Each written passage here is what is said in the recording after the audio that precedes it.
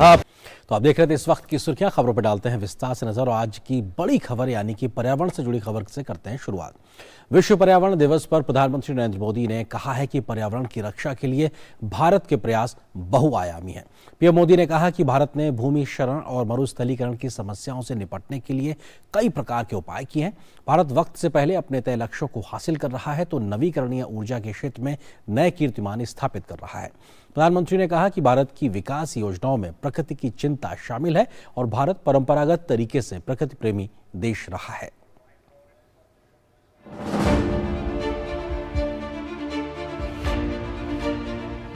भारत समेत दुनिया भर में जमीन की उर्वरा शक्ति का कम होना एक गंभीर समस्या है, लेकिन भारत इस समस्या से समाधान का रास्ता दिखाता नजर आ रहा है।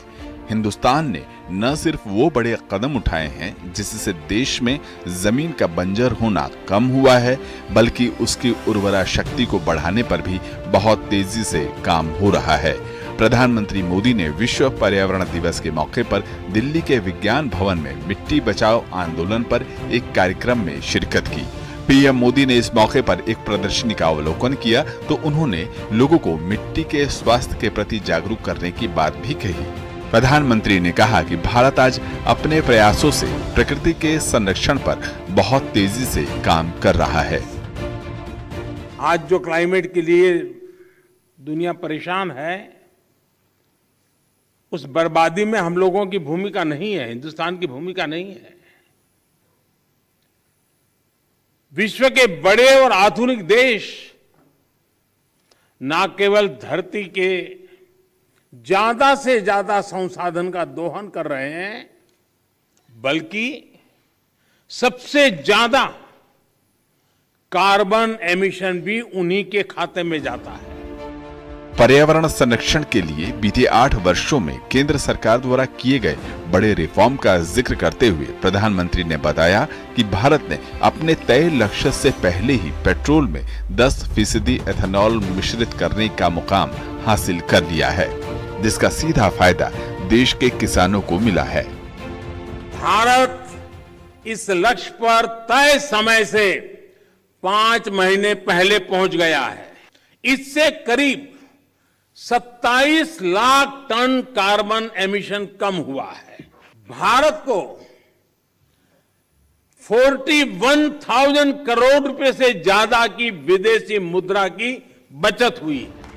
प्रधानमंत्री ने कहा कि देश की मिट्टी के स्वास्थ्य को सुधारने के लिए उनकी सरकार ने 5 बड़ी बातों पर फोकस किया है, जिसमें मिट्टी को केमिकल फ्री रखने से लेकर मिट्टी के जीवों को जीवित रखने पर जोर है, तो वहीं मिट्टी की नमी को बनाए रखने और उस तक जल की उपलब्धता बढ़ाने पर भी जोर रहा है। पहला, मिट्टी को केमिकल फ्री कैसे बनाएं। दूसरा, मिट्टी में जो जीव रहते हैं, जिन्हें तकनीकी भाषा में आप लोग सॉइल ऑर्गेनिक मैटर कहते हैं, उन्हें कैसे बचाएं। और तीसरा, मिट्टी की नमी को कैसे बनाए रखें, उस तक जल की उपलब्धता कैसे बढ़ाएं। चौथा, भूजल कम होने की वजह से मिट्टी को जो नुकसान हो रहा है, उसे कैसे दूर करें। और पांचवा, वनों का दायरा कम होने से मिट्टी का जो लगातार क्षरण हो रहा है, उसे कैसे रोकें। देश कैसे गैर जीवाश्म ऊर्जा स्रोतों पर तेजी से आगे बढ़ रहा है और नवीन व नवीकरणीय ऊर्जा की क्षमता निर्माण में नए कीर्तिमान स्थापित कर रहा है, इसका जिक्र भी प्रधानमंत्री ने किया। और उन्होंने बताया कि आज भारत 9 साल पहले अपने तय लक्ष्य से ज्यादा 40% ऊर्जा गैर जीवाश्म स्रोतों से हासिल कर रहा है।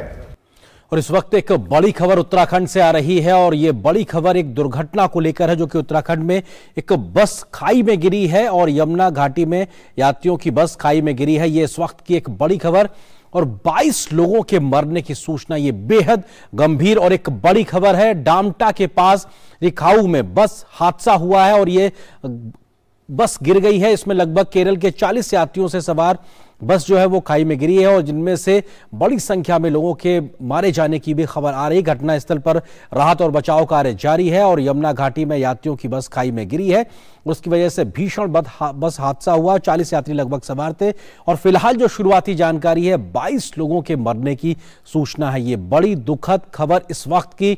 डामटा के पास रिखाऊ में बस हादसा हुआ है और केरल के 40 यात्रियों से सवार इस बस जो थी वो ये खाई में गिरी है, जिनमें से 22 लोगों के मारे जाने की खबर आ रही है। लेकिन राहत और बचाव कार्य युद्ध स्तर पर इस वक्त जारी है। यमुना घाटी में यात्रियों से भरी एक बस गिरी है। अपने आप में हम जानते हैं कि उत्तराखंड में इस वक्त 4 धाम यात्रा चल रही है। ऐसे में बड़ी संख्या में श्रद्धालु और पर्यटक उत्तराखंड की ओर जा रहे हैं। लेकिन ये हादसा कैसे हुआ है, ये बस कैसे गिरी है, क्या कुछ तमाम जानकारियां हैं, इसके लिए हमें थोड़ा इंतजार करने की जरूरत होगी। लेकिन जो शुरुआती जानकारी है उसके आधार पर यह कि एक बस में 40 यात्री सवार थे जो संभवतः केरल से थे और इनमें से 22 लोगों के मारे जाने की खबर आ रही है। बेहद दुखद, लेकिन अपने आप में एक ऐसी दुर्घटना जो उत्तराखंड में इस वक्त हुई है और मरने वालों के लिहाज से अगर बात की जाए तो ये आंकड़ा 22 तक पहुंचता दिखाई पड़ रहा है। तमाम अन्य घायलों को निकालने का काम तेजी से जारी है। पास के अस्पतालों में उनको इलाज के लिए ले जाया जा रहा है।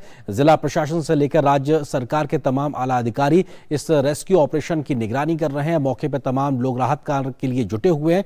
स्थानीय लोग भी आगे आए हैं, साथ ही साथ प्रशासनिक लोग भी युद्ध स्तर पर इस पूरे रेस्क्यू ऑपरेशन में जुड़े हुए हैं। अपने आप में बेहद महत्वपूर्ण और एक गंभीर दुर्घटना की खबर इस वक्त उत्तराखंड से, जिसमें एक बस खाई में गिरी है डामटा के पास रिखाऊ में और इस हादसे में अभी शुरुआती तौर पर 22 लोगों के मारे जाने की खबर आ रही है। बेहद दुखद, लेकिन अपने आप में ये खबर इस वक्त उत्तराखंड से आ रही है। राहत और बचाव कार्य इस वक्त जारी है।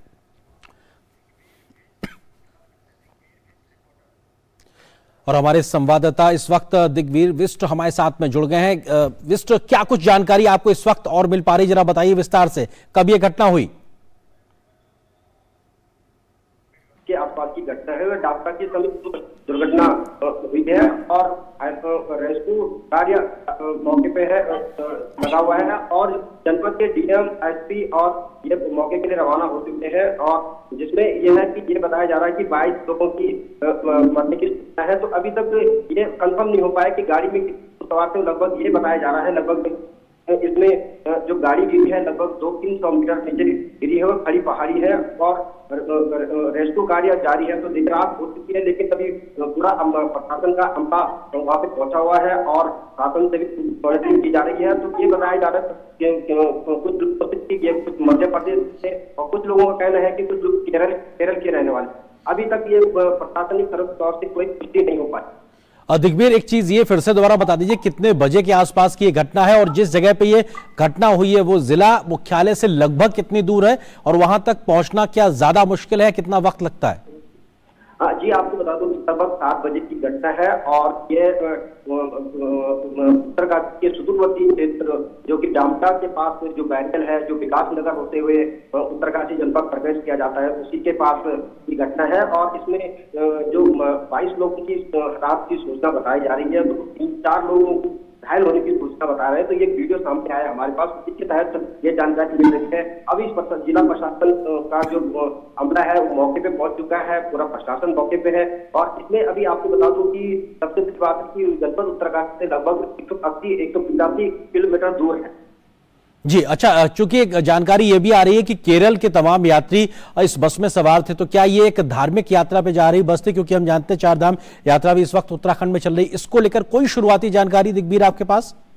जी आपको बता दूं यमुनोत्री मुख्य पड़ाव 4 धाम यात्रा का होता है और जो जब यात्री हरिद्वार से चलता है तो यमुनोत्री विकास नगर होके डामटा होके यमुनोत्री धाम पहुंचता है। तो कहीं न कहीं अभी तक ये सूचना थी कि यमुनोत्री से नीचे की ओर जा रहे थे और कि या हरिद्वार से यमुनोत्री को आ रहे थे। तो अभी तक प्रशासनिक तौर से कोई अभी तक पुष्टि नहीं पाई है, लेकिन अनुमान यही लगाया जा सकता है कि ये लोग हरिद्वार से विकास नगर होते हुए डामटा के यमुनोत्री की ओर आ रहे थे। तो डामटा के पास जो जगह है वहाँ पे दुर्घटनाग्रस्त हुई है। तो अभी तक प्रशासन के पास यही जानकारी है, अब देखना होगा कि इसमें क्या अपडेट आ रहा है। जी, दूसरी महत्वपूर्ण चीज ये कि क्या जो वरिष्ठ प्रशासनिक अधिकारी हैं और जो रेस्क्यू ऑपरेशन को अंजाम देने वाली टीमें हैं, एनडीआरएफ, एसडीआरएफ, क्या ये अभी मौके पे पहुंच गए हैं या फिर पहुंच रही हैं?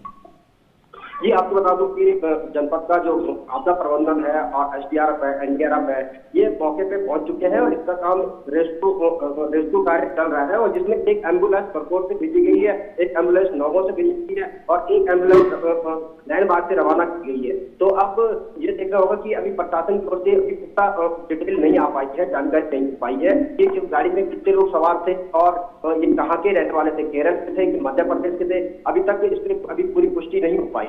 जी दिग्वीर, अगर आप बता सके क्या ये इलाका जहां पे ये दुर्घटना हुई है क्या ज्यादा दुर्गम इलाका है या एक सामान्य अप्रोच के माध्यम से हम इस इलाके में बनी हुई सड़क को देख सकते हैं? क्योंकि रात का वक्त है तो जो रेस्क्यू ऑपरेशंस के लिए तमाम जो प्रयास किए जाएंगे क्या वो आसानी से वहां तक पहुंच पाएंगे या उसमें भी मुश्किलें आने की संभावना है? जी आपको बता दूं, जिस तरह से जो घटना सामने आ रही है, तो जो घटना हुई है वो एकदम जहां पे वहां पे नेटवर्क नहीं आते हैं, नेटवर्क नहीं आने से जो गाड़ी गिरी है, गाड़ी की सूचना मिलते ही जो जिला प्रशासन ने मौके पर पहुंचने की कोशिश की है। तो अब ये जिस तरह से जो घटना हुई है तो थोड़ा से जो पहाड़ है, पहाड़ की खड़ी पहाड़ी में हुई है, लगभग 200-250 मीटर के आसपास बताया जा रहा है। जिस तरह से जो स्थानीय लोग वहां पे हैं उन्होंने जो वीडियो बरामद की है, जो लोग हैं अभी 3-4 लोग घायल हैं, उनको जल्द ही उपचार देने का प्रयास किया जा रहा है। तो अब देखना होगा कि गाड़ी में कितने लोग सवार थे और कितने लोग हताहत होने की सूचना है। जी दिग्विजय, एक चीज और, क्योंकि आप जो कह रहे हैं कि शुरुआती तौर पे स्थानीय लोगों के माध्यम से कुछ जानकारियां मिली हैं, कुछ वीडियोस भी अभी आप कह रहे हैं जिसका आपने जिक्र किया, तो उसके आधार पे क्या कुछ जानकारी मिल पा रही है? क्या एक वजह रही हो सकती है और अभी इस वक्त क्या स्थिति है वहां पर? कोई अपडेट जो उनके माध्यम से बातचीत में पता लगाओ। जी आपको बता दूं, जिस तरह से जो घटना हुई है, संकीर्ण मार्ग है और संकीर्ण मार्ग है और वहाँ कुछ सुनसान जगह है और अभी तक जो अब जिस तरह से अभी अंधेरा हो चुका है और रात काफी हो चुकी है, तो प्रशासन का पूरा जो अमला है पूरा मौके पे है और अब जल्द ही इसका जो अभी रेस्क्यू किया जा रहा है। तो अब देखना होगा कि प्रशासन अभी कितने लोगों की पुष्टि कर। जी दिग्वीर, जिस इलाके में ये घटना हुई है वहां पर मौसम को लेकर कोई अपडेट? क्या वहां पे मौसम सामान्य था या बारिश का कोई स्थिति तो नहीं थी वहां पे आज? जी निश्चित ही जो आज बिल्कुल मौसम साफ था, मौसम बिल्कुल कड़क धूप थी और अभी भी मौसम आपको बता दूं सही है। तो रेस्क्यू करने में जिस तरह से लाइट वाइट की व्यवस्था होगी उस प्रकार से रेस्क्यू करने में अभी जिला प्रशासन को थोड़ा परेशानी तो होगी। रात का समय है लेकिन देर रात तक जो कि पूरा आंकड़ा सामने आ जाएगा कि कहाँ के रहने वाले थे और कितने बरसात हुए और कितने लोग घायल हुए। दिग्विजय, एक चीज और हमने देखा कि अक्सर जहां कहीं भी इस प्रकार की कोई घटना होती है तो उसके आसपास जो एनडीआरएफ, एसडीआरएफ या आईटीबीपी जैसे जो हमारे इंस्टॉलेशंस होते हैं वहां से तुरंत रेस्क्यू ऑपरेशंस के लिए लोग मूव करते हैं। उसको लेकर कोई जानकारी आसपास अगर कोई? जी आपको बता दूं, चार धाम यात्रा को लेकर जिला प्रशासन की तैयारी कर रही थी और डामटा के पास जो बैरियर पड़ता है वहाँ पे पुलिस प्रशासन है और ठीक डामटा से थोड़ा से लगभग 15-20 किलोमीटर आगे बरकोट शहर पड़ता है। बरकोट में ही एसडीआरएफ, एनडीआरएफ और आपदा प्रबंधन की टीम लगाई गई है जो यमुनोत्री धाम की मॉनिटरिंग कर रहा है। तो वो अभी मौके पे पहुंचा है सबसे पहले। तो अभी देखना होगा जिला प्रशासन कितने लोगों को कितनी जल्दी रेस्क्यू कर पाता है। दिग्विजय, एक चीज और कि जिन घायलों का आप जिक्र कर रहे हैं उनको कहां पर अस्पताल में पहुंचाया गया है और किस प्रकार से इस वक्त उन घायलों की स्थिति बनी है, इसको लेकर कोई शुरुआती अपडेट आपके पास? जी जिस तरह से जो एम्बुलेंस आई है, जिस तरह से जो घायल है, अगर थोड़ा से ठीक होगी तो उनको नजदीकी जो समुदाय स्वास्थ्य केंद्र है, बरकोट है, नैनबाग है, नौगो है, नौगो सबसे नजदीक पड़ता है, वहां पे पहुंचाया जाएगा और जिनकी हालत ज्यादा गंभीर होगी उनको देहरादून के लिए रेफर कर दिया जाएगा। जी, अगर देहरादून रेफर किया जाएगा तो ये दूरी लगभग कितनी होगी यहां से पहुंचने के लिहाज से? जी दूरी जो देहरादून की है लगभग 100 किलोमीटर के आसपास की होगी और जिस तरह से अभी रात का माहौल है तो अब प्रशासन देखना होगा प्रशासन किस तरह के एहतियात वहां पे बरतता है। बिल्कुल, ये बेहद महत्वपूर्ण तरीके से इस खबर का जिक्र करते हैं हमारे सहयोगी संवाददाता उत्तरकाशी से दिग्वीर बिष्ट। और अपने आप में उत्तराखंड से यमुना घाटी में यात्रियों से भरी एक बस खाई में गिरने से कई लोगों के मारे जाने की खबर आ रही है और निश्चित तौर से रेस्क्यू ऑपरेशन लगातार जारी है। युद्ध स्तर पर प्रशासन लगा हुआ है। कोशिश यही है कि सभी जो सुरक्षित लोग हैं उनको जल्दी से निकाला जाए, उनको इलाज दिया जाए और हर संभव वो कोशिश की जाए जिससे कि राहत और बचाव कार्य तेज गति से चलाया जाए। हालांकि रात का वक्त है, कुछ दिक्कतें आ सकती। फिलहाल आगे बढ़ते हैं, एक और तमाम अन्य महत्वपूर्ण खबरों से आपको रूबरू कराते हैं। एक टीवी डिबेट के दौरान समुदाय विशेष के धर्मगुरु के विषय में विवादित बयान देने के मामले में भारतीय जनता पार्टी ने प्रवक्ता नुपुर शर्मा की प्राथमिक सदस्यता निलंबित कर दी है। उनके खिलाफ पार्टी ने जांच के आदेश दिए हैं। वहीं दिल्ली भाजपा के मीडिया प्रभारी नवीन कुमार जिंदल पर भी एक्शन हुआ है। पार्टी ने उन्हें बाहर का रास्ता दिखा दिया है। बताया जा रहा है कि नवीन कुमार जिंदल ने इस मसले को लेकर कुछ विवादित ट्वीट किए थे। ऐसे में अब पार्टी के दिल्ली प्रदेश अध्यक्ष आदेश गुप्ता ने लेटर जारी करते हुए बताया है कि नवीन कुमार जिंदल ने सोशल मीडिया पर सांप्रदायिक सद्भावना भड़काने वाले विचार प्रकट किए थे। यह भारतीय जनता पार्टी के मूल विचार के विरोध में है।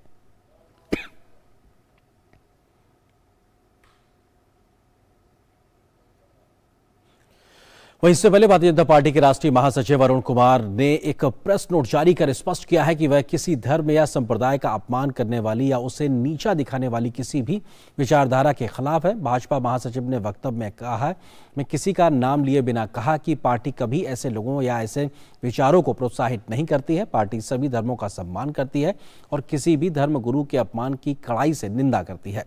भारत का संविधान प्रत्येक नागरिक को किसी भी धर्म में आस्था रखने का अधिकार देता है। भाजपा महासचिव ने कहा कि पार्टी भारत को एक ऐसा देश बनाने के लिए प्रतिबद्ध है जहां सभी सम्मान और गरिमा के साथ रह सके तथा देश की एकता और अखंडता के प्रति समर्पित रहते हुए विकास का लाभ उठा सकें।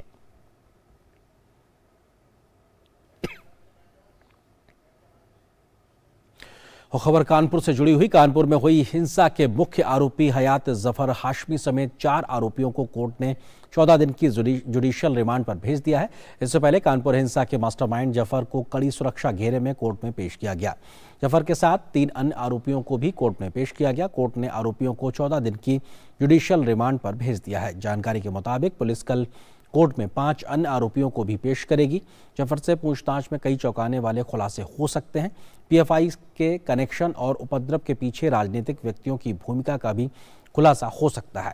पुलिस ने हिंसा के मुख्य साजिशकर्ता हयात हाशमी समेत अब तक 28 लोगों को गिरफ्तार किया है। कुल 36 लोगों को पहचान कर नामजद रिपोर्ट दर्ज की जा चुकी है। कानपुर हिंसा मामले की जांच के लिए पुलिस कमिश्नर ने एसआईटी की 3 टीमें गठित की हैं। वहीं एडीजी एटीएस नवीन अरोड़ा के नेतृत्व में पुलिस के एक दल ने घटनास्थल का दौरा किया। उन्होंने मामले की जांच शुरू की है। करते कुछ और महत्वपूर्ण खबरों की ओर। जम्मू कश्मीर के उपराज्यपाल मनोज सिन्हा ने कहा है कि जम्मू कश्मीर के किसी भी निर्दोष व्यक्ति पर प्रशासन कोई कार्रवाई नहीं करेगा, लेकिन जिस तरह से निर्दोष लोगों को आतंकवाद के लिए हथियार बनाया जा रहा है, इस पर प्रशासन व फोर्स दोनों अपना काम मुस्तैदी से करेंगे। मैं भरोसा देना चाहता हूं जम्मू कश्मीर के लोगों को कि प्रशासन किसी निर्दोष व्यक्ति के खिलाफ कोई कार्रवाई नहीं करना चाहता, लेकिन ये भी हम कहना चाहते हैं कि आतंकवाद को जिस तरह से निर्दोष लोगों के लिए हथियार बनाया जा रहा है, प्रशासन और सिक्योरिटी फोर्सेस अपना काम मुस्तैदी से करेंगे। मैं यहाँ की आवाम से भी निवेदन करना चाहता हूँ कि ऐसे लोगों की जितनी निंदा की जाए मैं समझता हूँ कम है। इस काम को आप करिए, यह आपका राष्ट्रीय दायित्व है और मैं समझता हूं कि जम्मू कश्मीर में तभी शांति कायम की जा सकती है। राष्ट्रपति रामनाथ कोविंद ने अपनी उत्तर प्रदेश यात्रा के दौरान रविवार को वाराणसी में काशी विश्वनाथ धाम में पूजा अर्चना की। उनके साथ उनकी पत्नी और उत्तर प्रदेश की राज्यपाल आनंदीबेन पटेल भी मौजूद थीं। बाबा विश्वनाथ का दर्शन पूजन करने के साथ ही उन्होंने विश्वनाथ धाम के नव्य परिसर का अवलोकन भी किया।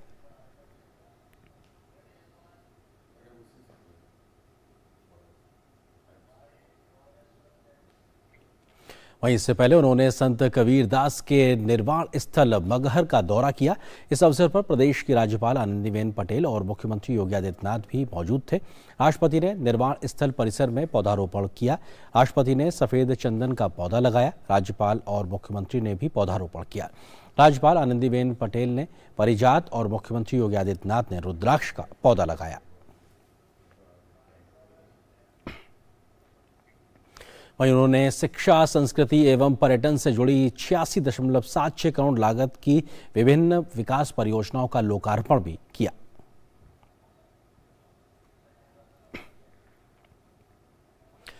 कतर के प्रधानमंत्री शेख खालिद बिन खलीफा बिन अब्दुल अजीज अल थानी ने दोहा के अबीरी दीवान में उपराष्ट्रपति एम वेंकैया नायडू की अगवानी की है। दोनों पक्षों ने प्रतिनिधिमंडल स्तर की बातचीत की और व्यापार, निवेश, आर्थिक और सुरक्षा सहयोग सहित द्विपक्षीय संबंधों की समीक्षा की।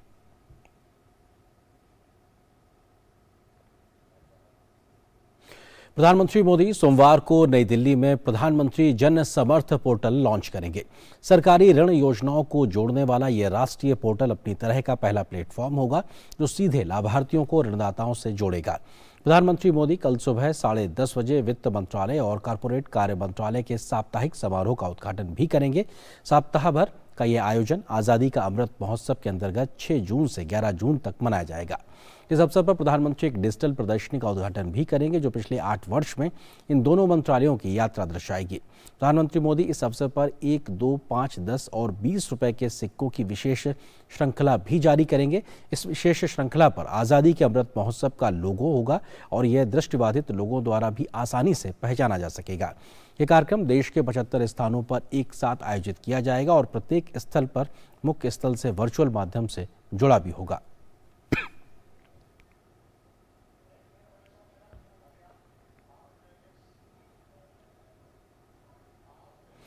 और प्रधानमंत्री नरेंद्र मोदी के आह्वान पर आज वैश्विक पहल पर्यावरण के लिए जीवन शैली अभियान यानी lifestyle for the environment movement की शुभारंभ हुआ है। प्रधानमंत्री मोदी ने जीवन शैली में सुधार से पर्यावरण संरक्षण का मंत्र दिया तो दुनिया से प्रकृति संरक्षण के लिए गंभीर कदम उठाने की भी अपील की है। इस कार्यक्रम में शामिल तमाम वैश्विक नेताओं ने भारत के प्रयासों की सराहना की तो प्रधानमंत्री मोदी के दूरदर्शी दृष्टिकोण की भी जमकर तारीफ की। प्रधानमंत्री नरेंद्र मोदी ने वीडियो कॉन्फ्रेंसिंग के माध्यम से वैश्विक पहल पर्यावरण के लिए जीवन शैली अभियान यानी लाइफ मूवमेंट के शुभारंभ कार्यक्रम में हिस्सा लिया। उन्होंने मानव केंद्रित सामूहिक प्रयास और मजबूत कार्रवाइयों को आगे बढ़ाने पर जोर दिया जो सतत विकास को आगे बढ़ाने वाली हों। पीएम ने कहा कि हमारे ग्रह की चुनौतियां सभी जानते हैं और लाइफ की दृष्टि एक ऐसी जीवन शैली को अपनाने की है जो इसके अनुरूप हो और इसे नुकसान न पहुंचाए। As the name suggests, mission life puts individual and collective duty on all of us to do whatever we can for a better planet. The vision of life is to live a lifestyle that is in tune with our planet and does not harm it. And those who live such a lifestyle are called pro-planet people. Mission Life borrows from the past, operates in the present and focuses on the future. PM ने कहा कि कटौती, पुनः इस्तेमाल और पुनरावृत्ति की प्रवृत्ति हमारे जीवन की बुनी हुई अवधारणाएं हैं। पीएम मोदी ने भारतीय परंपराओं का जिक्र करते हुए देश की विशिष्ट संस्कृति और जीवन शैली में अपनाई जाने वाली तकनीक के बारे में बात की। Reduce, reuse and recycle are the concepts woven in our life. Circular economy has been integral part of our culture and lifestyle. PM Modi ने 130 करोड़ भारतीयों को श्रेय देते हुए कहा कि इनकी बदौलत देश में पर्यावरण के लिए कई अच्छे काम हो पाए हैं। पीएम ने कहा कि हमारा वन क्षेत्र बढ़ रहा है और इसी तरह शेरों, बाघों, तेंदुओं, हाथियों और गैंडों की आबादी भी बढ़ रही है। पीएम ने कहा कि गैर जीवाश्म ईंधन आधारित स्रोतों से स्थापित विद्युत क्षमता के 40% तक पहुंचने की हमारी प्रतिबद्धता निर्धारित समय से 9 साल पहले हासिल की गई है।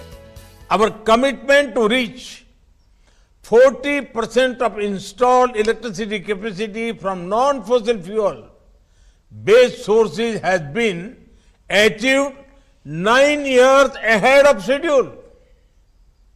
About 370 million LED bulbs have been distributed in the last few years. This has contributed to energy saving of about 50 billion units of electricity per year. It has also ensured a reduction of almost 40 million tons of carbon dioxide per year. We have achieved 10% ethanol blending in petrol 5 months ahead of the November 22 targets. PM Modi ने पिछले साल Glasgow में 26वें संयुक्त राष्ट्र जलवायु परिवर्तन सम्मेलन COP26 के दौरान लाइफ का विचार पेश किया था।